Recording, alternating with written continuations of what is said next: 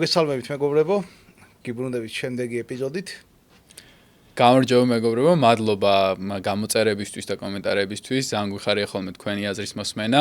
გთხოვთ ეგრე გააგრძელეთ და ვიდეოს ქვემოთ დაგვიწერეთ თქვენი აზრი. უფრო მეტად გააგრძელეთ და ვიდეოს ქვემოთ დაგვიწერეთ თქვენი აზრი. რა შეიძლება რომ გავაუმჯობესოთ და რა თემებზე მოისმენთ პოდკასტს. აქვე მინდა შევეხო, რომ ჩვენი მეგობარი კომპანია არის Loyalty და Loyalty-მ დღეს სპეციალური კითხვა გამოგვიგზავნა ჩვენი კომპანიის შესახებ და რაღაც შუა მომენტში ამ კითხვაზეც ვისაუბროთ უფრო დეტალურად. მივიდეთ მაქამდე და რაზე ვსაუბრობთ დღეს დევით? დღეს მე მგონი უნდა ვილაპარაკოთ Nvidia-ზე. მოთხოვნა იყო რომ ნახევარგამტარებზე ისაუბრეთო და თან ძალიან საინტერესო თემაა. ძალიან აქტუალურია განსაკუთრებით დღეს და ზუსტად როგორც შორიდან უნდა დავიწყოთ, რა თქმა უნდა, ხო, რომ აქტუალურობა როგორ შეიძინა. კი, თან კომპანიის გამოცდილება და კომპანიის ისტორია იმდენად საინტერესოა, იმდენად ბევრი ქარტეხილი გადაიარა იმ Nvidia-მ, რომ დღეს რო ვნახულობთ, რომ ერთ-ერთი ყველაზე ღირებული კომპანია არის, მაგრამ იქამდე რომ bankruptcy-მდე იყო მისული და ლამის განულდა მთელი კომპანია, ამ ისტორიის მოსმენა საკმაოდ საინტერესოა და თან ძალიან საინტერესო ლიდერი და CEO ყავს კომპანიას და მაგაზე აუცილებლად უნდა ვისაუბროთ. ტიპმა შექმნა სოფლიოში პირველი 4 ტრილიონიანი კომპანია. ანუ მაგის მიათედის მიღწევათ რამხელა თემაა და ხა დიდი სიამოვნებით მივაღწევდი მაგის მე ასეც არ ვიქნებოდი თუ არზე. მოკლედ ესე იგი, თავიდან რომ დავიწყოთ რა, ზოგადად ეს ნახევარგამტარები რა არის, ძალიან იმაში ვაღარ შევიდეთ ტექნიკურ რაღაცებში. თქვათ უბრალოდ რა, რომ წარმოვიდგინოთ, რომ ეს არის რაღაცა ლოგიკური ერთეული, რომელიც რაღაც 0 და 1-ს, ასე ვთქვათ, გამოყოფს, ხო? თავდაპირველ ეტაპზე პირველი კომპიუტერები რო შეიქმნა, ყველას ვიცით ეგ ისტორია, რომ პირველი კომპიუტერი ძალიან დიდი რო იყო და ძალიან მძიმე, რატომ? ეს ნახევარგამტარული ტექნოლოგია იყო, სხვანაირი ლამპებს ეძახდნენ, რა, რაღაცა დიდი დეტალი იყო. და წარმოიდგინეთ რაღაც ამხელა რაღაცა იყო, რომელიც 0-დან 1-ს აძლევდა. ანანათებდა, ანანარადით. ხო, რაღაცა დაახლოებით რაღაც ესეთი. და მე ეს რო დაპატარო და უკვე ტრანზისტორები, ეს ამხელა გახდა ამხელა მაგალითად და მე ეს ამხელა გახდა რეალურად რაღაცა მიკროსკოპული ერთეულის დონეზე. თანამედროვე, ასე ვთქვათ, მიკროჩიპებში, აი ამხელა რა პატარა მიკროჩიპებში ახალი რამდენიმე ათეული მილიარდი შეიძლება იყოს. ანუ რაღაც სასწაულო რაოდენობებზეა ლაპარაკი და თეორიულად რაც უფრო მეტია ეს ნახევარგამტარი ამ თითო მიკროჩიპში მეტი შესაძლებლობა აქვს ამ ყველაფერს რა. Intel-მა დაიწყო თავის დროზე წინა საუკუნის რაღაც 40-50-იან წლებში დაიწყო ამ ტექნოლოგიის განვითარება, მერე სხვადასხვა მოთამაშეები ემატებოდნენ, აკლებოდნენ ასე შემდეგ და მოვედით ასე ვთქვათ რაღაც მე-20 საუკუნის ბოლოსკენ, როცა ძალიან ეფექტურად ხდება უკვე ამების გაკეთება და ძალიან დიდი ინვესტიციები იდება. მაგას სხვათა შორის გამოიყო რამდენიმე ასე ვთქვათ, ქვეყანა, სადაც იყო განვითარებული ტაივანი მაგალითად დღეს ერთ-ერთი მოწინავეა და ერთ-ერთი მთავარი კომპანია, რომელიც ტაივანში არის TSMC, მაგალითად დღეს ერთ-ერთი ყველაზე დიდი მოთამაშეა აი ამ მიკროჩიპების დამზადებაში. თან მიკროჩიპებზე როდესაც ვსაუბრობთ, აქ მნიშვნელოვანია განვსხვაოთ ორი ტიპის კომპანია, როგორი ტიპის კომპანიებიც არსებობენ. ერთი კომპანიები არსებობენ, რომელიც აწარმოებენ ამ მიკროჩიპებს და მეორე ტიპის კომპანიები არიან, რომელიც დიზაინს აკეთებენ. არიან გამონაკლისი კომპანიები, რომელიც ორივეს ერთად აკეთებენ, მაგალითად Intel-ი, თუმცა ამას თავისი მინუსები მოყვება და მთავარი მინუსი ის არის, რომ მასშტაბის ეკონომიაზე ისეც როგორზეც გადის TSMC, ეგეთ მასშტაბის ეკონომიაზე ვერ გადიხარ და ამიტომ დიდი ხნის განმავლობაში იყო ხოლმე გადაწყვეტილება მისაღები, რომ უნდა ყოფილიყავი დიზაინის კომპანია თუ უნდა გქონოდა შენი fabrication plant-იც და იყო მაგალითად Intel-ის CEO-ს ცნობილი ნათქვამია, რომ real men have fabs და მისი გადაწყვეტილებით, რადგან ის ნამდვილი კაცი და ნამდვილი კომპანიის მმართველი იყო, უნდა რომ ქონოდა ფაბრიკაციის plant-ი. მაგას განმარტო, ცოტა რთული თემაა და ცოტა დეტალებში წავიდეთ. როგორი რაღაც მოხდა მან რა, ვთქვათ, რომ ანუ თავდაპირველ ეტაპზე როდესაც მიკროჩიპები ვითარდებოდა, მიკროჩიპების განვითარება დამოკიდებული იყო რასთან წარმოებასთან უნდა შეგძლებოდა ამის გაკეთება. იმიტომ რომ ტექნოლოგიურად არის ძალიან რთული. წარმოვიდგინოთ, როგორც ისე ვთქვი, აი ძალიან პატარა ზედაპირზე არის რაღაცა ატომების დონეზე გაკეთებული რაღაც პატარა დეტალები, ხო? და ამას გაკეთება უნდა. ხო და მერე რა მოხდა, რომ მერე თავდაპირველ ეტაპზე რა თქმა უნდა ამდენ მილიარდზე არის ყოლაფარაკი, იყო მაგალითად მილიონზე ლაპარაკი, რომელიც მაინც გადასარევია. ხო, მაინც ძალიან რთულია და მაგას თვითონვე დიზაინს თვითონ უკეთებდნენ და თვითონვე აწყობდნენ. მაგრამ მერე იმდენად გართულდა კიდევ ეს ტექნოლოგია, რომ ორად გაიყო შენცად თქვი რა, რომ ანუ კომპანიები გამოჩნდნენ, რომლებიც სპეციალიზაციას აკეთებენ ასე, რომ მარტო აწარმოებენ, მაგრამ რა უნდა აწარმოონ, ეგ შეუნდა მისცე. და არიან კომპანიები, რომლებიც აი ამ დიზაინს აკეთებენ, ანუ სქემას აძლევენ, რა უნდა აწარმოონ, მაგალითად Apple-ი მაგას აკეთებს, ხო?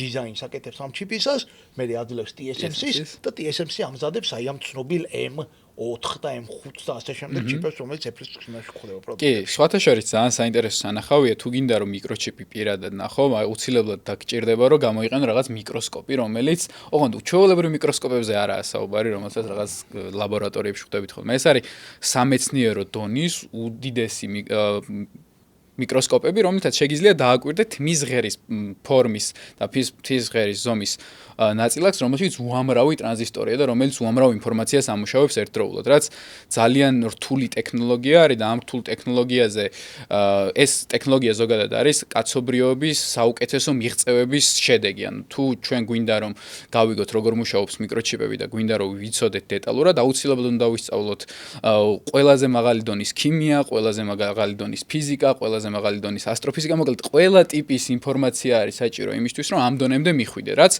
სხვადასხვა დროს ეს შეუძლებელი იყო. ამის მიზეზი იყო ისიც, ამის გამო იყო ისიც, რომ უზარმაზარი ოთახები იყო თავის დროზე კომპიუტერების მაგივრად და ის ნათურები, როგორზეც წეგან საუბრობდით, რომელიც კი ის ან არას გადაცემდნენ, ჩვეულებრივი დიდი მოცულობის ნათურას გავდა, მაგრამ რეალურად დღეს ეს ოპერაციები ხდება მიკროსკოპის და ატომების დონეზე. კარგი, მოკლედ ეს მე მგონი ასე თუ ისე განმარტეთ ყოველ შემთხვევაში. და ეხლა რაზე გადავიდეთ რა რომ ზოგადად კომპიუტერში შეგვიძლია ვთქვა თუ ეს ჩიპები ეხლა ძალიან ბევრი მათ იყოფა მიმართულებებად, მაგრამ მასე ძალიან არ ჩავშალოთ. ხო ვთქვათ რომ არის ორი ასე ვთქვათ მთავარი სტრუქტურული ერთეული, არის CPU და GPU. განსხვავება რა არის? CPU არის ეს რაღაცა Central Processing Unit, რომელსაც ვეძახით პროცესორს, ხო. ჩვენ ყავოაკელთ და მეორე არის კიდე Graphics Processing Unit. მაგას ვეძახით ვიდეო კარტას ჩვენ ენაზე.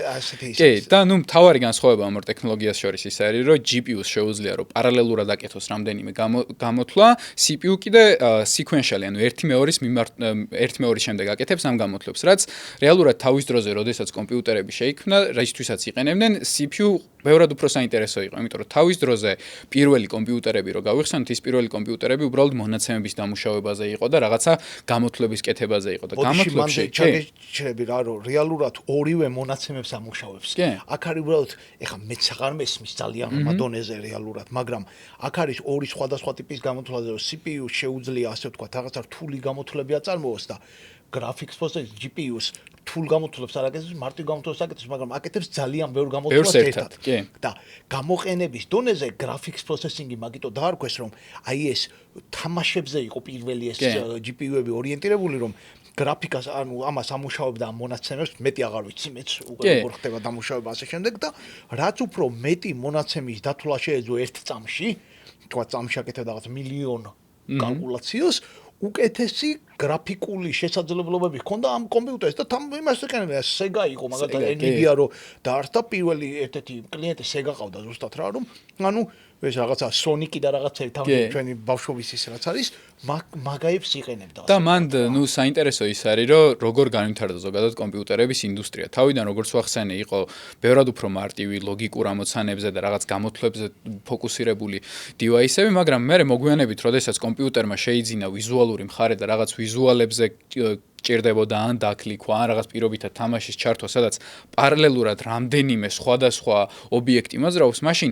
GPU-ს ალტერნატივა არ ქონდა CPU-სთან და სწორედ ამიტომ იყო, როდესაც თამაშების ინდუსტრია განვითარდა და როდესაც კომპიუტერებმა უფრო უკეთესი ვიზუალური ეფექტები შეიძინეს, GPU-ზე მოთხოვნაც მეტად იზრდებოდა. თუმცა იზრდებოდა GPU-ზე მოთხოვნა, მაგრამ ამის პარალელურად კომპიუტერები იმდენად იხვეწებოდა და იმდენად ბევრ რაღაცაში გამოიყენებოდა, რომ ყველას ეგონა, რომ CPU იყო სწორი მიდგომა. ეგეთი გადაწყვეტილი არ ვიცი რატო ჩათვალეს რომ არსებობდა ამ ბაზარზე სწორი ან არასწორი მიდგომა, მაგრამ CPU იყო ის დომინანტი ტექნოლოგია, რომელსაც უფრო მეტად იყენებდნენ დიდი კომპანიები. ხო, ზუსტად და ეხა აქ რა ხდება, რომ რეალურად ეხა მე რომ მახსენდება, თქვა 20 წლის წინ და ასე შემდეგ, ხო? რა იყო რაღაცა Pentium-ი, ხო, Pentium-ი რა იყო, CPU-ს ერთ-ერთი ის იყო, ასე ვთქვა, თაობა, მაგისი მარკეტინგული სახელია, ხო? რეალურად რომელსაც Intel-ი ავითარებდა და Intel-ი მაგ დროს იყო ყველაზე ძლიერი მოთამაშე ამაში, ხო? და მე ხა მე მახსოვს რომ პირველი კომპიუტერი რო ვიყიდე, რა ვიცი პატარა რო ვიყავი, რაღაცა ეს რაღაც პროცესორი ქონდა, Pentium რაღაცა, აღარ მახსოვს.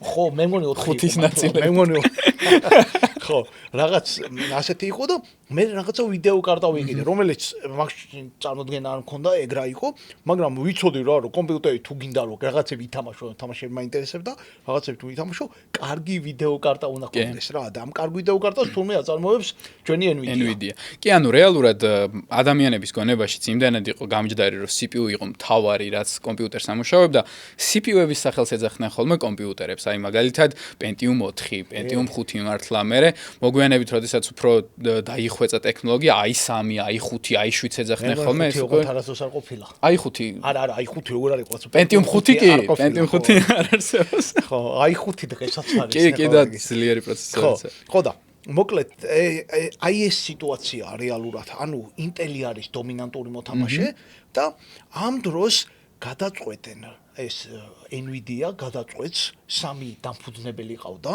რომ სამი დამფუძნებელი ყავდა, რომელსაც გადაწყვეტეს, რომ მოდი ფოკუსირდეთ ვიდეო შესაძლებლობებზე. და ერთი იყო რაღაცა ინჟინერი და მეორე ინჟინერი აღარ მახსოვს მაგდენი არა აქ დიდი მნიშვნელობა მთავარი რა არის ესენი გამოეყვნენ AMD-ში მუშაობდნენ კი გამოეყვნენ და დაიწყეს ასე ვთქვათ ამ კომპანიის ნოლიდან შენება ძალიან გაუჭირდა თავდაპირველ ეტაპზე კი თან მოდი მან შევადაროთ ზოგადად AMD-ც ვახსენოთ AMD რეალურად არის კომპანია რომელიც CPU-ებსაც აწარმოებს და GPU-ებსაც აწარმოებს უბრალოდ მაშინ მათი მთავარი ფოკუსი მაინც CPU-ები იყო და GPU-ების დივიზიას იმდენად დიდ ყურადღებას არ აქცევდნენ და შესაბამისად როდესაც დაინახა ჯენსენმა და მისმა თანადამფუძნებლებმა როდესაც დაინახეს რომ GPU-ს დიდი მომავალი ჰქონდა იმის გამო რომ კომპიუტერები მეტად და მეტად იძენდნენ ვიზუალურ ინტერფეისს ამიტომ გადაწყვიტეს რომ მოდი რაღაცა ალტერნატიული კომპანია უნდა არსებობდეს რომელიც უფრო მეტად იქნება ფოკუსირებული GPU-ებზე. და სწორედ ამიტომ გადაწყვიტეს, რომ შეექმნათ ცალკე კომპანია Nvidia და დაიწყეს GPU-ებზე მუშაობა, რომელიც თავიდან ერთი შეხედვით მაინც და მაინც ბიზნესურად კარგი გადაწყვეტილება არ ჩანდა, იმიტომ რომ CPU-ები უფრო პოპულარული იყო და უფრო მეტი მოხმარება ჰქონდა ვიდრე GPU-ებს, მაგრამ თავარი განსხვავება რაც ამ დამფუძნებლებს აქვთ სხვა კომპანიებიდან ის არის, რომ მათ რისიც ჯერათ და რომელი ტექნოლოგიისაც ჯეროდათ, იმისთვის თავის გადადება შეეძლოთ. ეგ ძალიან მაგარია რომ ხედვა რო გაქვს და თან ბაზარი ამ შემთხვევაში ხელს არ გიწყოს, მაგრამ შენ იმედად დარწმუნებული ხარ ამ ხედვაში, რომ შენ აწვევი მაგის გაკეთებას. ძალიან მაგარი თვისებაა და ძალიან სარისკო თვისებაა, რატომ რომ მაგ შემთხვევაში 99% შემთხვევაში შენი ხედვა სავარაუდოდ არასწორია, კი. მაგრამ აი ეს ერთეული შემთხვევები რაც ვიცით, როცა ბოლომდე მიიყვანეს ეს დაწყებული საქმე ძალიან მაგარია და ზუსტად ესენი მაგას აწვევიან, ოღონდ ეხლა რთული რა არის, რომ თვითონ ტექნოლოგია ხო ძალიან რთულია, ხო? და დიდი ფული სჭირდება და დიდი მასშტაბები სჭირდება და Intel-ი ყავს კონკურენტი და Intel-ი რას აკეთებს? Intel-ი ჩაშენებულ GPU-ებს აკეთებს. ესენი აი ახლა კარგათო გავმარტოთ, ესენი ასაკეთებენ რომ არის ცალკე დგომი ასე ვთქვათ პროცესორი ხო რომელსაც ვიდეო კარტას ვეძახით და Intel-ი ასაკეთებს რომ Intel-ს აქვს ეს რაღაცა ცენტრალური პროცესორი იქვეა კამისი ჩაშენებული ასე ვთქვათ რა ის ერთი აკეთებს ამის საქმესაც იმის საქმესაც და აი ამას რო ხედავ რომ შენი ყველაზე ძლიერი კონკურენტი და Intel-ი ამაზე 10-ჯერ და 100-ჯერ დიდია მაგ ეტაპზე. კი, თან მაშინ Intel-ის იქით ალბათ არც არსებობდა კონკურენტი, ყველა ვისაც კი აინტერესებდა რაღაც კომპიუტერზე რამის გაკეთება, აუცილებლად მიდიოდა Intel-თან და Intel-ი იყო ის კომპანია, რომელმაც ზოგადად პერსონალური კომპიუტერების ერა შექმნა თავისი პროცესორებით. ახლა Intel-ი ხო ახალი კომპანია არ არის, Intel-მა ჩაუყარა ამას საფუძველი და 10 წლების განმავლობაში წამყვანია და ჯენსენი ამბობდა ცნობილი ის არის რომ Intel-ის ისე მეშინოდა რომ Intel-ს როგორც ხედავდიოთ ჩემ პროცესორით დავალოთ ეხლა და წავიდოდიო ძალიან ის არის ასე ძლიერია და ისინი სხვა რაღაცას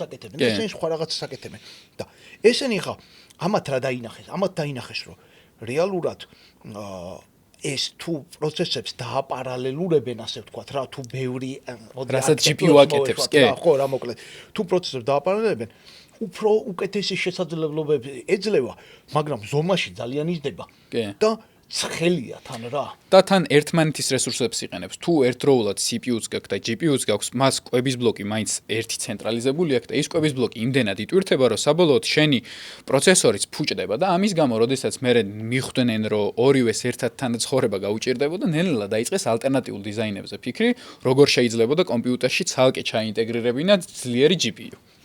ხო და მოკლედ აი ამას აკეთებენ და ესენი უკვე რაღაცა დიდი ზომაშია გაზრდილები. პირველი პრობლემები რა აქვთ, რომ რეალურად კლიენტი ძალიან ცოტა ყავთ.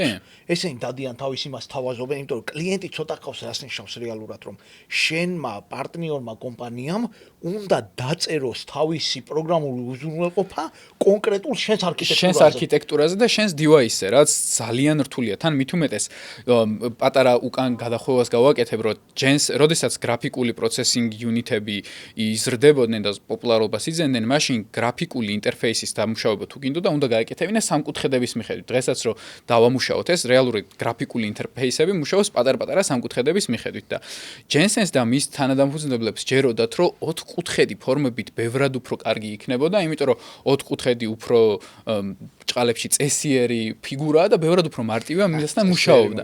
ხო, ნუ ეს ძველი ფილოსოფოსების განმანაშთით.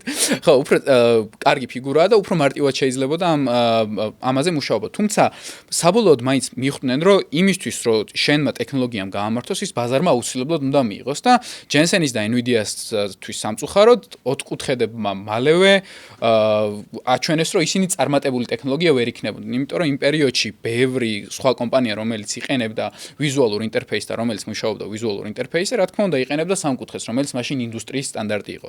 აქ ჩანს ზოგადად კარგი რა აქვს Jensen-ს და Nvidia-ს. ისინი როდესაც ხვდებიან, რომ რაღაც შეცდომას უშვებიან, ეს მათთვის კატასტროფა არ არის. ეს არის ჩვეულებრივი სამეცადინო ექსპერიმენტი, რომელიც შეცდომითაც ისინი სწავლობენ და რეალურად ამის გამო რომ მიხვდნენ რომ გრაფიკულ ბაზარზე უნდა მოერგო იმას ვინც მოთხოვნას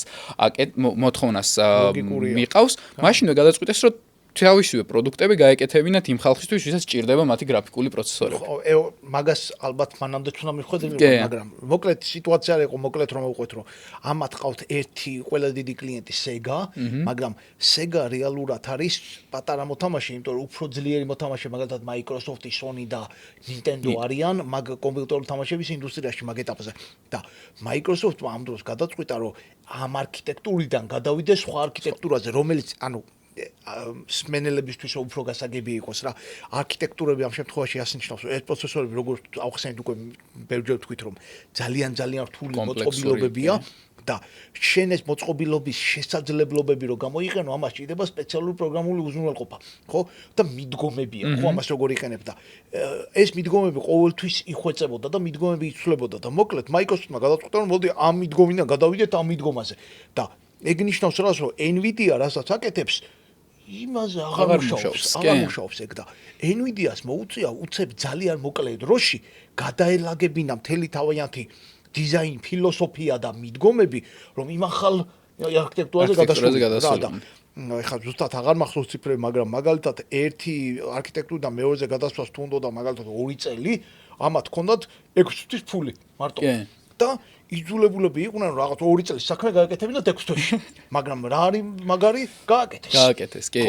და შესთავაზეს ის იმ მომენტში რაზეც იყო მოთხოვნა და მაგით გადაარჩინა. აქ მე მგონი უკვე დროა ვახსენოთ, როგორ შეიძლება რომ ასეთი კომპანია სტარტაპი რეალურად, რომელიც ებრძვის Intel-ს, AMD-ს, რომელიც მაგ დროისთვის გაცილებით უფრო დიდი კომპანიები იყვნენ, როგორ ახერხებს ეს სტარტაპი რომ არ დანებდეს და ალბათ აქ ყველაზე მთავარი რაც არის და რისთვისაც მადლობა აქვს გადასახდელი Nvidia-ს, ეს არის Jensen Huang, ადამიანი, რომელმაც ეს კომპანია დააარსა თავის თანადამფუძნებლებთან ერთად და დღემდე აღმასრულებელი დირექტორი არის და Jensen-ი თავის მხრივ იყო ტაივანელი ბიჭი, რომელიც თავის დროზე მშობლებმა გამოგზავნეს ამერიკაში სამუშაოდ და სასწავლად და იმან უბრალოდ იმდენად ბევრი და ცუდი ისტორია გამოიარა და იმდენად კარგი მედეგობა ჰქონდა მას სტრესის და პრობლემების მიმართ, სხვათა შორის თვითონ იხსენებდა მე მოგვიანებით, რომ ძალიან ბევრი ჩაგვრელი ბული მყავდა ხოლმე უნივერსიტეტში და ამიტომ არასოდეს არ მეშინოდა Intel-ისნაირი და AMD-ისნაირი ბულიებისო. თუმცა ეს მისი მიდგომა საბოლოოდ გამოდგა და კიდე კაი Nvidia არ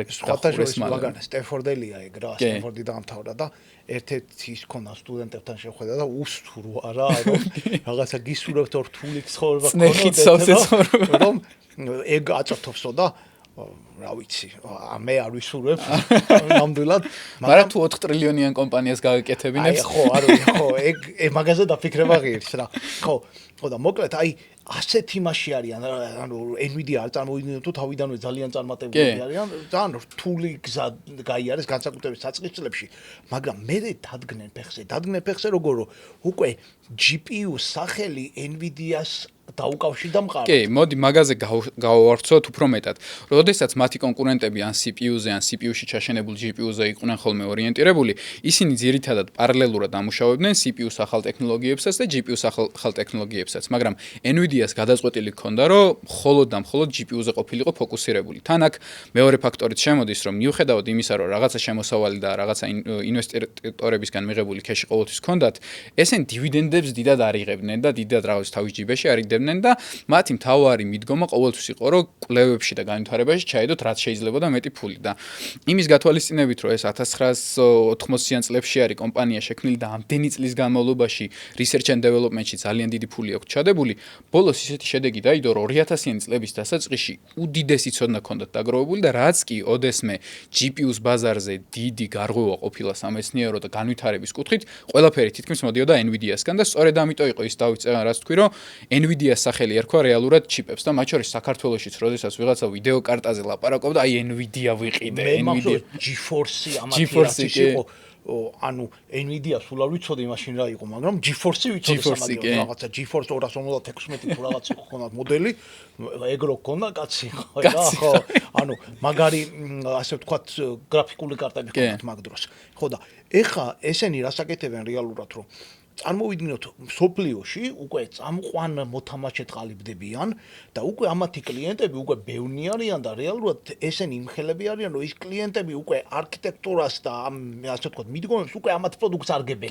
ესენი კი აღარ არგებენ იმათ მოთხოვებს, უკვე კლიენტები არგებენ ამათ პროდუქციას და მოკლედ ეს ვითარდება, მაგრამ ეხლა აქ უნდა დავინახოთ მთავარი მომენტი რა არის რა. ამათ დაინახეს ასეთი რაღაც, რომ მოდი ეს კარტები მარტო გრაფიკული კარტები კი არ იყოს, გრაფიკული კარტა ხო ქვია დღემდე, მაგრამ მოდი მარტო გრაფიკული კარტა კი არ იყოს, მოდი მივიცეთ ფუნქცია, რომ ამის დაპროგრამება შეგეძლოს. ეგ რატო არის მნიშვნელოვანი, ეგ უნდა ვთქვათ აუცილებლად, ხო? რატო არის მნიშვნელოვანი და იმიტომ რომ შენ თუ დაპროგრამება შეგიძლია, ამისი ფუნქციები უკვე ცდება გრაფიკულ, ხო, ვიზუალს. ანუ მარტო იმისთვის რომ ვიღაცამ თამაში უნდა ითამაშოს უკეთესი გრაფიკით, მაგაში კი აღარ გამოიყენება. შენ შეგიძლია რომ ნებისმიერი მათემატიკური ოპერაციებისთვის გამოიყენო. რაც ასეთი დილეტანტური გადმოსახედით თითქოს არც არაფერი არ არის, მაგრამ მაგან საფუძველი დაუდო ძალიან ბევრ რაღაცას და ერთ-ერთი იყო კრიპტო. კი, რომელიც მაშინ მაინინგზე გავიხსენოთ რაც ხდება, მაინინგის დროს შენი კომპიუტერი აკეთებს რაღაც კონკრეტულ მათემატიკურ გამოთვლას. მე მაგალითად თავის დროზე როცა ეგ ის იყო, ვერ ვიგებდი რომ რა შუაში არის ვიდეო კარტა და ბიტკოინი. ანუ თითქოს ჩემთვის კავშირში არ იყო. და რა კავშირშია? იმ კავშირშია რომ ბიტკოინის უკან დგას რაღაცა რთული მათემატიკური ალგორითმები, რომელსაც ჭირდება გამოთვლა და ვიდეო კარტა იმით არის ზუსტად უკეთესი, რომ ამ მათემატიკურ ოპერაციებს აკეთებს პარალელურად და შედარებით ჩქარა. მარტივ პატარ-პატარა მარტივ ამოცანებად შლის GPU, როდეს თუ სწორად გაქვს დაპროგრამებული GPU-ს, ამას შლის მარტივ პატარ-პატარა ამოცანებად და იმ პატარ-პატარა ამოცანებს პარალელურად ხსნის. მაშინ როდესაც როგორც CPU-ზე ვილაპარაკეთ, CPU მიადგება და მეთოდურად ნაბიჯ-ნაბიჯ ეცდება ამ ამოცანის ამოხსნას. ამის გამო არის, რომ ბევრად უფრო სწრაფად შეუძლია GPU-ს ამის გაკეთება და მაინინგ დატა ცენტრებში რასაც იყენებენ, ძირითადად არის GPU-ები დაყენებული და ძირითადად Nvidia-ს. ხო და მე მახსოვს თელი საქართველო ვიდეო კარტებს ვყიდულობდა, რომ ამ მაინინგში გამოიყენებენ, იმიტომ რომ ფული იშოვებოდა აქედან რა და მარტო საქართველო არა, თელი სოფლიო მაგას აკეთებდა და მაგ დროს ანუ რო დაინახეს რომ ეს კრიპტო პოპულარული ხდება და ეს Nvidia-ს პროდუქცია ის, რასაც კრიპტოში იყენებენ, ამათ ფასები ავარდა ძალიან მაღალი. ანუ მოთხოვნა გაიზარდა ამ კომპანიის პროდუქციაზე ძალიან სერიოზულად, მიწოდება მასზე ძალიან ვერ გაიზრდება, რატო ვერ გაიზრდება კიდევ ერთხელ გავუწოთ ხაზი, იმიტომ რომ არის ძალიან რთული ამის წარმოება და ამის წარმოებაზე დამდამოკიდებული ხარ სხვაზე, ამ შემთხვევაში TSMC-ზე, რომელზეც არის დამოკიდებული მარტო შენ კი არა და ნახევარი სოფლიო და რეალურად იმათ ძალიან დაწყვეტილია. და ძალიან რთულია რომ იქ შენ თავი დაიპრიორიტეტო ახლა, როდესაც TSMC-სთან მიდის Intel და ეუბნება რაღაცა X-ფასა და მიწარმოე მილიარდობით CPU და შენ როდესაც მიდიხარ და მოდი 1 მილიონი მიწარმოე Y-ფასა, ძალიან რთულია რომ Intel-ს გადაასწრო, მაგრამ ამ დროს წეღარას ვახსენეთ მოთხოვნის გამო გაიზარდა კომპანიისთვის ფასები და TSMC-თვის ბევრად უფრო საინტერესო გახდა Nvidia-ს ვიდეო ჩიპების წარმოება. ხო, მოკლედ და ეს Nvidia ამასობაში მე მახსოვს ახლა მე გეიმერი ვიყავი და მახსოვს ძალიან გაძვირდა ეს ისინი ვიდეო კარტები და მე იმდენად გაძვირდა უკვე რომ მე აღარ იყო იმდენად მომგებიანი ეს მაინინგი ასე ვთქვათ რა მე დენიც გაძვირდა და ასე შემდეგ და მე ეს ნელა გაქრა ეგ თემა. მაგრამ ამასობაში წამოვიდა data centrები.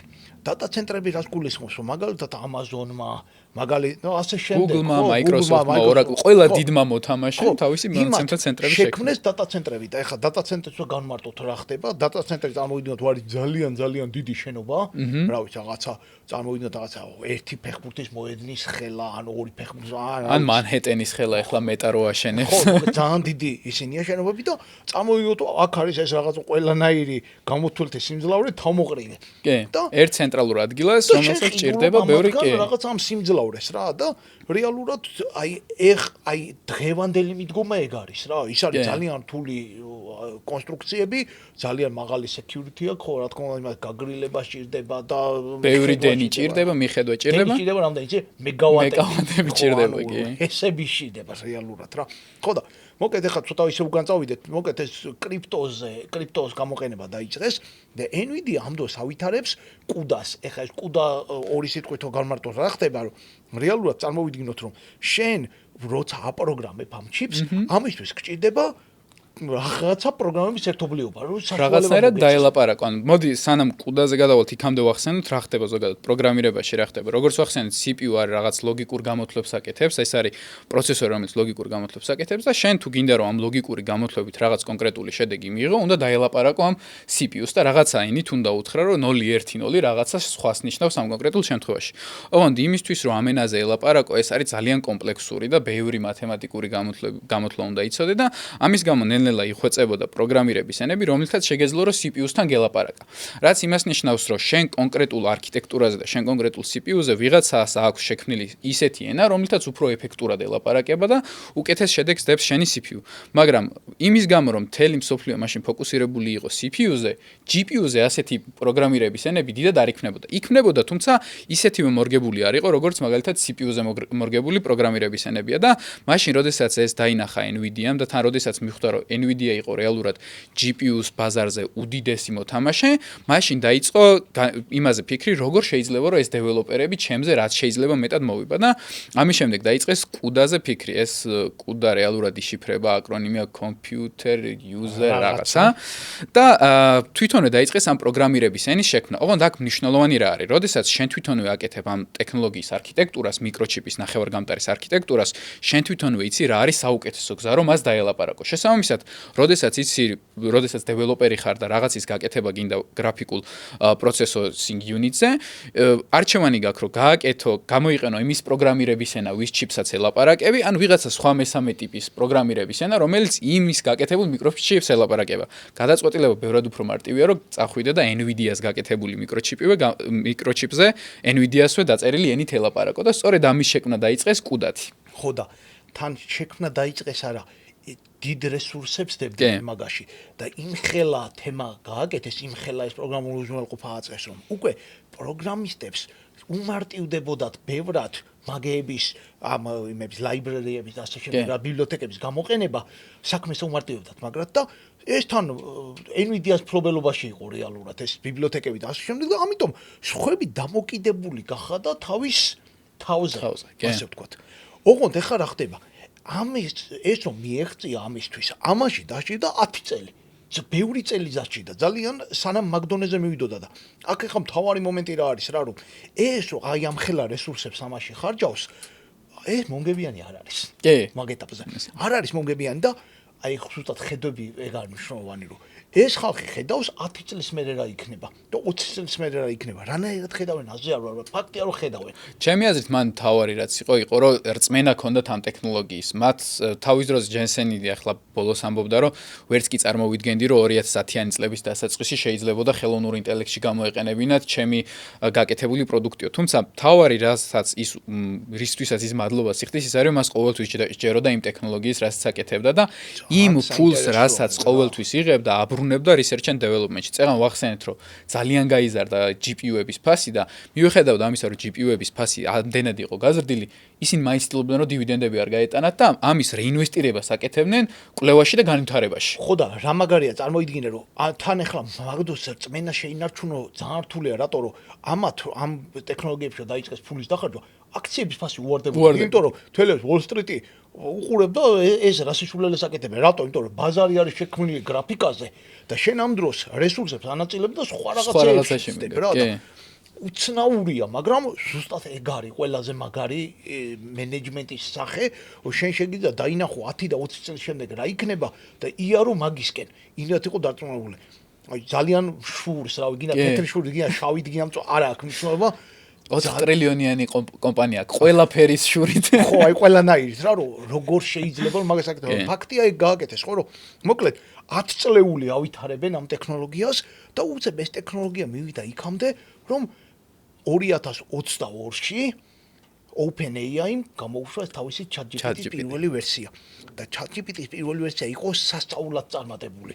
მილიონობით ადამიანმა დაიწყო გამოყენება ძალიან მოკლე პირველივე კვირაში უდიდეს რიცხვებზე ავიდა მილიონობით ადამიანმა დაიწყო ChatGPT-ის გამოყენება და ამან აქამდე თუ ხელოვნური ინტელექტს იყენებდნენ მხოლოდ კომპანიები და იყენებდნენ რაღაც კვლევითი ორგანიზაციები ChatGPT-ის მომენტმა 2022 წელს ChatGPT-ის ერა როდესაც დაიწყო, რეალურად ხელოვნური ინტელექტი გახდა ყველასთვის გამოსაყენებელი ინსტრუმენტი. მაშინ იქამდე სხვა კომპანიები, მაგალითად Google-ს ჰქონდა ხოლმე თავისი AI ლაბორატორია, რომელმაც აღმოაჩინა პირველად, რომ თურმე GPU ბევრად უკეთესი არის ხელოვნური ინტელექტისთვის, მანქანური სწავლების შექმნისთვის, ვიდრე CPU და მას შემდეგ ნელ-ნელა დაიწყეს კომპანიებმა GPU-ების ყიდვა ამ მიზნობრიობისთვისაც. თუმცა ვერ შევადრით ერთმანეთს ამ კომერციული გამოყენების ხელოვნური ინტელექტს და ვერ შევადრით ერთმანეთს საცალო გამოყენების კომერციული ინტელექტს, იმიტომ რომ ChatGPT-ის ერამ და ChatGPT-ის მომენტმა რაც შექმნა ის იყო, რომ ყველასთვის ხელმისაწვდომი გახადა ხელოვნური ინტელექტი, რამაც იმის გამო რომ ძალიან კარგი პროდუქტია ხელოვნური ინტელექტი, ბევრ ადამიანს მოანდომა, რომ რაც შეიძლება კარგი ინტელექტი ქონოდა და ამის გამო კიდევ უფრო მეტად გაიზარდა Nvidia-ს ჩიპებზე მოთხოვნა. ხო და ეხა თან რამდენად გაიზარდა რა, რომ უცებ აღმოჩნდა რომ ხელოვნური ინტელექტი რაზეც მუშაობს, ეს machine learning-სასაც ვეძახით და ამათ ტრეინინგები შედებათ ამ ხელოვნურ ინტელექტს რაღაცებს ნასწავლო, ამაში მარტო არის Nvidia-ს პროდუქტი გამოყენებული. რატომ? იმიტომ რომ ეს მთელი ინფრასტრუქტურა, რომელსაც ესენი 10 წელი ქმნიდნენ, სხვებს არ გაუკეთებიათ ეგ არა. და ყველაზე წინ აღმოჩნდნენ, ანუ ის თუ აი წინა ეპიზოდში რაზეც ვისაუბრეთ, რომ Ryanair-ის კონკურენტებს ჰქონდათ თავისი აეროპორტის ბაზები, ეს ბაზა ახლა Nvidia-სთვის იყო ის research and development-ი, რაზეც Wall Street-ი მუდმივად ეჭხუბებოდა, რომ აიტა დივიდენდად გამოუშვი ეგ ფულიო და რეალურად ეს კვლევებში დებდა, კვლევებში უშვებდნენ, რეალურად მისთვის ეს თხრილი მოუთი გახდა, სწორედ ის რა კვლევებშიც ჰქონდა ფული ხარჯული და ამას კიდე ერთი რაც ემატება ის არის რომ თუ გინდოდა რომ საუკეთესო ჩიპებთან გელაპარაკა, მოდი უფრო შორიდან გავყვეთ ჯაშს. იმისთვის რომ ხელოვნური ინტელექტი, იმის გამო რომ ხელოვნური ინტელექტი ძალიან კარგი კომერციული პროდუქტია, ყველას უნდა რომ საუკეთესო ხელოვნური ინტელექტი ქონოდა, იმისთვის რომ საუკეთესო ინტელექტი გქონდეს, უნდა გქონდეს საუკეთესო კომპიუტერული შესაძლებლობა, ამისთვის გჭირდება საუკეთესო გრაფიკული პროცესორები და ამას აუშვებს მხოლოდ Nvidia. და ეს იმხელა ჯაჭვი შეიქმნა Nvidia-სთვის ასე ვთქვათ, რაღაცა მისთვის ისროლა ავრორამ და საუკეთესო მომენტი იყო მისთვის. ანუ აი მე ხა ვცდილობ ხოლმე რომ რაღაცებში დავინახო, აი სად გაუმართლათ ტიპებს რა, რომ ანუ რაღაცა მაგარი რო გამოვა, რაღაც გაუმართლა, მაგრამ ამას ვერ დავარქვი თუ გაუმართლა. კი, და მე მგონი აქ კარგად ჩაჯდება ჩვენი მეგობარი კომპანია Loyalty-ს კითხვა, რომ რა არის რეალურად Nvidia-ს წარმატების გასაღები? ეს არის კაპიტალი, ეს არის ტექნოლოგიები თუ ეს არის უბრალოდ სტრატეგიული ხედვა, რაც ჰქონდა Nvidia-ს? მე მგონი ამ კითხვაზე სწორი პასუხი არის რომ სამივე, მაგრამ ალბათ თუ რომელიმეს ყურადღებას მივაქცევთ, ეს იქნება ტექნოლოგია, იმიტომ რომ რაც Jensen Huang-ს ჰქონდა და რაც მას ჯეროდა, რომ ის ტექნოლოგია, რაც ის ანვითარებდა, იქნებოდა რაღაცისთვის გამოსადეგი და ის რომ ჯეროდა, რომ ეს ტექნოლოგია საუკეთესო უნდა ყოფილიყო, გახდა იმ წარმატების მიზეზი, რაც საბოლოოდ მიიღო. შენ რას ფიქრობ? თუმცა მაგ ტექნოლოგიას ვერ განავითარებდა თუ არ ექნებოდა სტრატეგიული ხედვა და სტრატეგიული ხედვა მარტო არაფერს მომტანი არ არის, შენ თუ არ გაქვს ფულადი შესაძლებლობა. რა თქმა უნდა. ხო?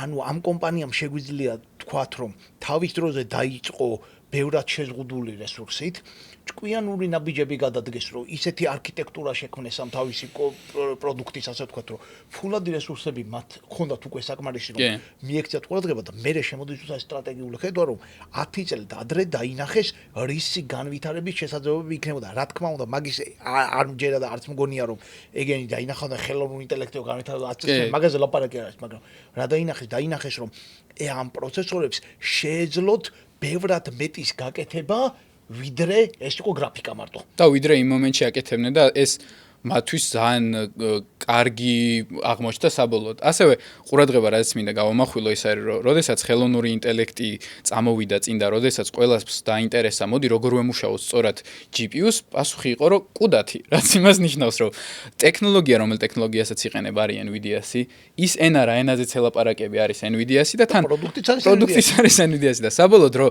შევხედოთ ამ სიტუაციას, როდესაც სხვა კომპანიებმა დაიწყეს საუკეთესო დეველოპერების მოძიება, რომელთაც შეეძლოთ რომ GPU-ებისთვის სწორი დავალებები მიეცათ, ისინი ყველანი მუშაობდნენ NVIDIA-ზე. ამან NVIDIA-ს იმხელა head start იმის და სხვა კომპანიებთან შედარებით და იმდენად დიდი მოგება მოუტანა ამას, რომ დღეს რა ის რომ 4 ტრილიონიანი კომპანიამდე ავიდა, ალბათ Q-დას უდიდესი დამსახურება არის. ეხა ნახე, მანდ რაზე მინდა ხაზი გაუსვა, რომ წარმოვიდგინოთ ბიზნესები როგორ ვითარდებიან ხოლმე, არის ბაზარი და ეს ბაზარი შენ ცდილობ რომ ამ ბაზარზე რაც შეიძლება დიდი ადგილი დაიკავო და ასევე ცდილობ ეს ბაზარი გაზარდო, ხო რომ ანუ მეტმა ადამიანმა იყიდოს და უცებ აღმოჩნდა რა რომ ეს ერთი ბაზარი ხო არის და უცებ თლიანად ახალი ბაზარი გაჩნდა, რომელიც აქამდე არ არსებობს და ეს თლიანი ახალი ბაზარი არის ერთ კომპანიაზე დგას.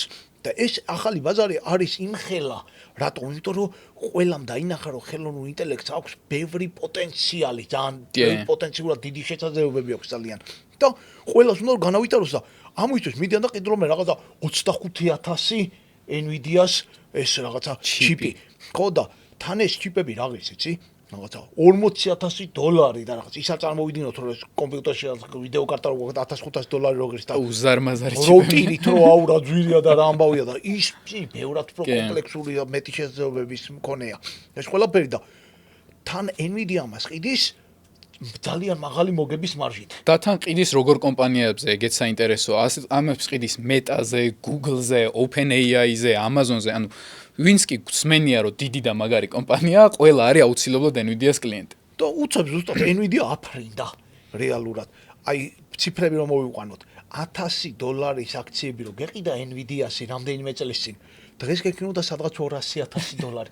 ანუ ძალიან მარტივად ჭყალებში მილიონერი გახდებოდი შენ თუ დაინახავდი NVIDIA-ს ამ პოტენციალს. უბედურება ეგ არის, უმრავლეს შემთხვევაში მაგ პოტენციალს ვერ ხედავთ. თან მით უმეტეს Wall Street-ის რადგან აქციის ფასს შევხედეთ რა, Wall Street-ის შეფასებას რო შევხედოთ, როგორ აფასებდა Wall Street-ი მაშინ NVIDIA-ს, აფასებდა როგორც რაღაც კომპიუტერების კომპანია, ვიდეო თამაშების კომპანია, რომელიც არ ფიქრობს რაღაც სამოვალ განვითარებაზე, რომელიც არ ანაწილებს კარგად მოგებას, რომლის კაპიტალის სტრუქტურაც არასწორია, იმიტომ რომ research and development მენჩიდებს ამ ფულს.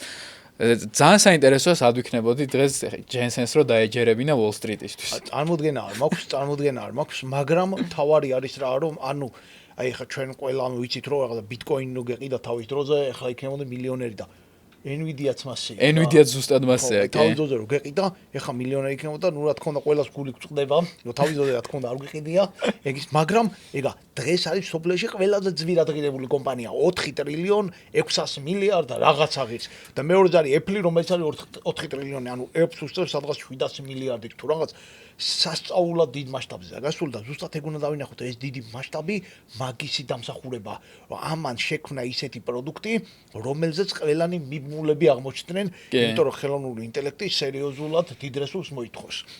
მოდი ახლა ეს ყველაფერი რაც კარგია. ახლა მოდი ვილაპარაკოთ კონკურენციაზე, რაც შედარებით რთული თემაა. რატომ? იმიტომ რომ ახლა რო ხედავ რომ რაღაცა 4 ტრილიონს გასთა კომპანია, შენ ამ დროს სხვა კონკურენტი კომპანია რო ხარ, გინდა რომ იგივე გაიმეორო და ამას შეგვიძლია ვთქვათ რომ რამდენიმე მიმართულებით გაუჩნდა სერიოზული კონკურენტები. კი, თან მოდი აქვე ვახსენოთ ისიც რომ მიუხედავად იმისა რომ ვახსენებდით რომ NVIDIA იყო GPU-სთან ასოცირებული, ეგ არ ნიშნავს რომ მხოლოდ NVIDIA იყო ვინც GPU-ებს აწარმოებდა.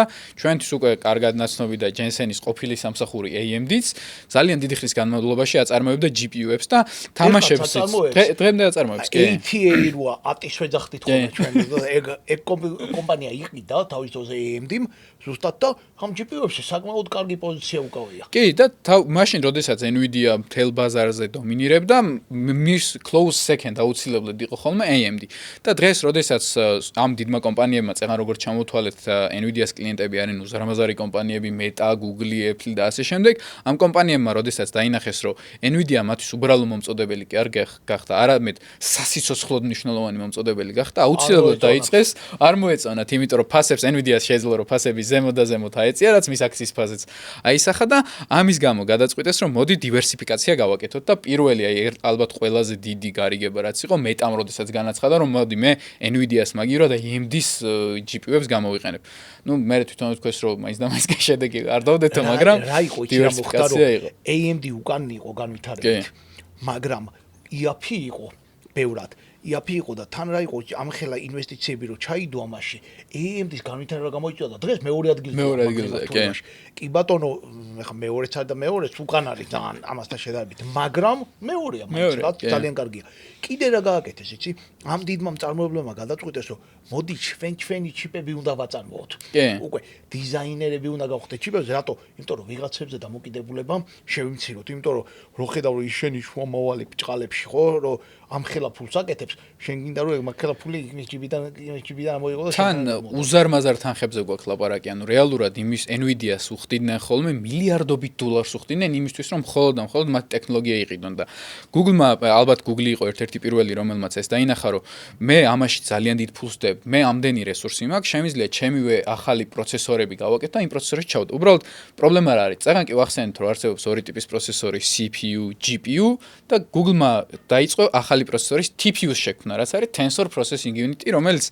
ტენსორები არის რეალურად ხელოვნური ინტელექტის ერთეულები რომელსაც ბევრად უკეთესად აპროცესებს ამ ტიპის ჩიპი ვიდრე GPU თუმცა როგორც ვახსენეთ Nvidia ძალიან დიდ ფულს დებდა ამ research and development-ში და იმისთვის რომ TPU-ების სისწრაფე და შედეგიანობა, ეფექტურობა დაეწიოს იმას, რასაც GPU აკეთებს, ჯერ კიდევ დიდი დროა წინ და ამას Jensen-იც არ შეხვდება ხელდაკრეფილი. ხელდაკრეფილი. ხო. ზუსტად. თავარი რა არის? ეხლა ეგ მინდა რომ დავინახოთ, რომ დღევანდელი გადმოსახედიდან 2026 წლის ასე ვთქვათ გადმოსახედიდან Nvidia არის ძალიან მყარ პირველ ადგილზე. თუმცა Nvidia მიწის რომ ეს მყარი პირველი ადგილი არ განაპირობებს იმას რომ პირველ ადგილზე გაჩერდები არაფერ არ გააკეთო. რატო? ძალიან დიდი რაოდენობის კომპანია ცდილობს რომ აი ეს პროცესში რამენერად ჩაერიოს. კარგი რა არის Nvidia-სთვის? კარგი არის ის რომ ეს იმდენად რთული ტექნოლოგიებია რომ აქ პატარ-პატარა ვიღაცები ვერ შემოვლენ. ხო? აქ სერიოზული მოთამაშეები. მაგრამ ცუდიც ეგ არის რომ შენი კონკურენტი არ იქნება ვიღაც პატარა ტიპი, შენი კონკურენტი იქნება Google, Microsoft და უზარმაზარი კომპანიები. Amazon-ი, ასე შემდეგ და ამას ემატება რა რომ ის დიდი data center-ები რაც არის, იმათ გამოცდილება აქვთ მაგხელა დიდი, ასე ვთქვათ, მონაცემების დამუშავება შენახვაში, ასე შემდეგ და მაგის გადათარგმნას ცდილობენ რეალურად. და თვითონვე იციან რეალურად რა ენაზე შეიძლება ელაპარაკონ კომპიუტერს და თვითონვე ალბათ ყველაზე კარგად იციან რა შეზღუდვები აქვს იმ GPU-ებს რომელსაც Nvidia აწარმოებს და რეალურად ამის გამოა რომ ბევრი კონკურენცია შეხვდება სამომავლოდ Nvidia-ს. თუმცა აქ ასევე ისიც უნდა ვახსენოთ რომ Nvidia როდესაც მიხვდა რომ ამ data center-ების მფლობელი კომპანიებისგან დიდი კონკურენცია ელოდა, თვითონაც გადაწყვიტა და თვითონაც შევიდა data center-ების ბიზნესში. ანუ დღეს რეალურად რომ შევხედოთ Nvidia-ს შემოსავლებს, ვახსენეთ რომ GPU-ების გაყიდვა, კუდადან მიღებული შემოსავალი და პლუს ახლა დაამატა მონაცემთა ცენტრები, რაც თავის დროზე ძალიან ცუდად მიიღო ბაზარმა, იმიტომ რომ წარმოიდგინე შენი მომწოდებელი, შენივე კონკურენტი ხდება, აი Meta-ს ადგილას რო წარმოვიდგინო თავი, რაც ძალიან ძიმე მისაღები იყო ბაზრისთვის, მაგრამ რეალურად Nvidia-ს მხარესაც არის გამართლება. თუ კი მისმა კლიენტებმა დაიწყეს მისი ტექნოლოგიის ჩამნაცვლების ზემნა, ისიც აუცილებლად უნდა შესულიყო იმ ბიზნესში. ზუსტად. ეგ არის მე მგონი. მე მგონი ძალიან საინტერესო ეპიზოდი გამოგვივიდა. ალბათ იმას დიდხანს გაგრძელდა ვიდრე სხვა ეპიზოდები იყო. მაგრამ საინტერესო თემა იყო. მოკლედ გაგვიზიარეთ თქვენი აზრები, ვიცით რომ რაღაც ბევრი რაღაც გამოვტოვეთ, იმიტომ რომ Nvidia-ს ისტორია უზარმაზარია და თან ძალიან მთელი ეს ამაზე დგას რეალურად მომავალი ჩავთვალოთ, ხო? და ძალიან რთული იქნებოდა რომ ამაზე ყოვლის მომცველად გველაპარაკ, ასევე ისიც ვიცით რომ რაღაც ტექნოლოგიის ბევრ დეტალში ვერ შევედით და ალბათ თუ სადმე შევედით შეიძლება რაღაც შეცნობების დავუშვით, მაგრამ მაგისთვის არის კომენტარები, გთხოვთ დაგვიწერეთ, რას გაუმჯობესებდით ამ ეპიზოდში, რა მოგეწონათ, რას ფიქრობთ Nvidia-ს მომავალზე, გამოიწერეთ ჩვენი არხი და ლაიქეთ ვიდეო და გაუზიარეთ მეგობრებს. დროებით.